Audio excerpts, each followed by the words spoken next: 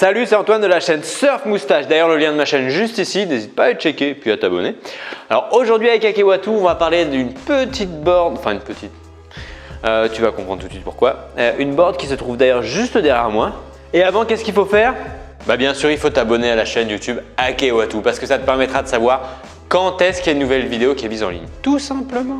Alors mesdames et messieurs, aujourd'hui on va parler de la Pickup Stick de chez Liptech, une board qui a fait ses preuves et qui est une véritable pépite pour les débutants, les intermédiaires, voire même les experts et pour surfer des vagues de 50 cm à max 1,50 m, des vagues plutôt molles parce que c'est une planche pour les vagues plutôt molles. Déjà le plus de cette planche, c'est vraiment sa construction.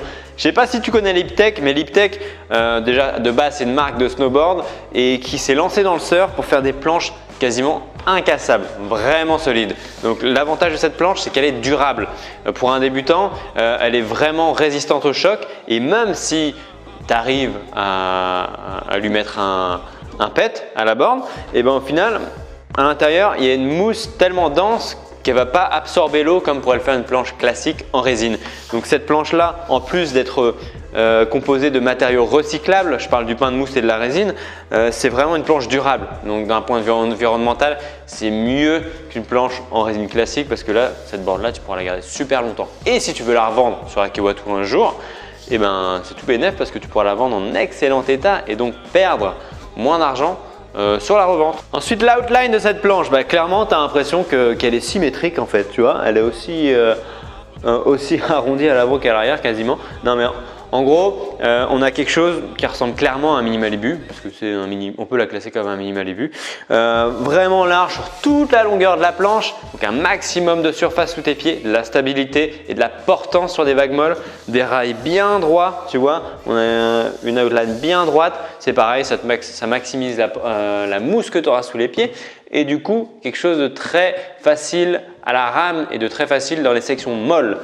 Au niveau du tail, on va avoir un round squash tail, quelque chose de plus affiné qu'une planche typique de débutant, mais ça reste assez large. Large pour t'apporter de la vitesse, pour générer de la vitesse.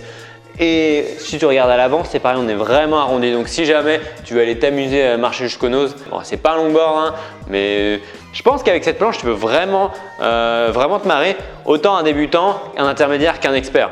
Et maintenant, qu'en est-il lorsqu'on regarde le rocker? Eh ben, il n'y a pas grand chose qui se passe. Ouais, parce que je te l'ai dit, cette planche est faite pour les vagues molles. Exact. Et du coup, on a une planche plate parce qu'on veut un maximum de contact avec la vague pour avoir un maximum d'inertie et de relance, de prise de vitesse, tout ça quoi.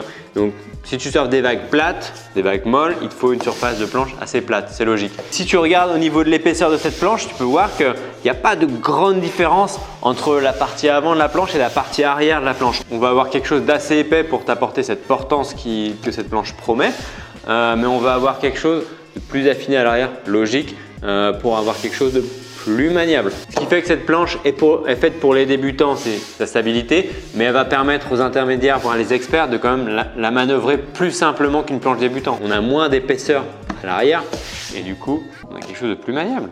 Et lorsqu'on se penche sur le concave, on va voir qu'on a un simple concave qui se dessine dès l'avant de la planche là et qui va se creuser progressivement pour vraiment être assez profond au final pour une planche de ce type là et arriver jusqu'aux dérives, pour dessiner en double concave, donc creuser de part et d'autre de la latte.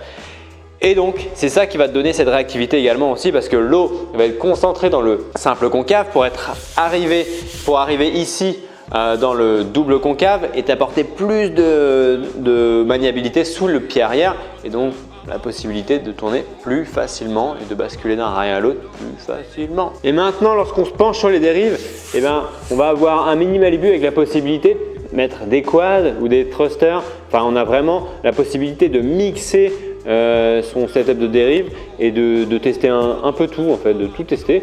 Et c'est aussi la polyvalence de cette planche. C'est pour ça qu'elle est faite pour un large type de surfeur, toujours pour surfer des vagues molles. Après, tu peux vraiment t'amuser avec cette planche. C'est déjà la fin de cette vidéo. Je sais, c'est triste, mais bon, si tu en veux plus, n'hésite pas à t'abonner à la chaîne YouTube Akewatu et à aller checker la chaîne Surf Moustache. En attendant, si tu as des questions, posez dans les commentaires juste en dessous. On y répondra avec plaisir. Et puis, je te dis rendez-vous dans la prochaine vidéo. Bon surf! You!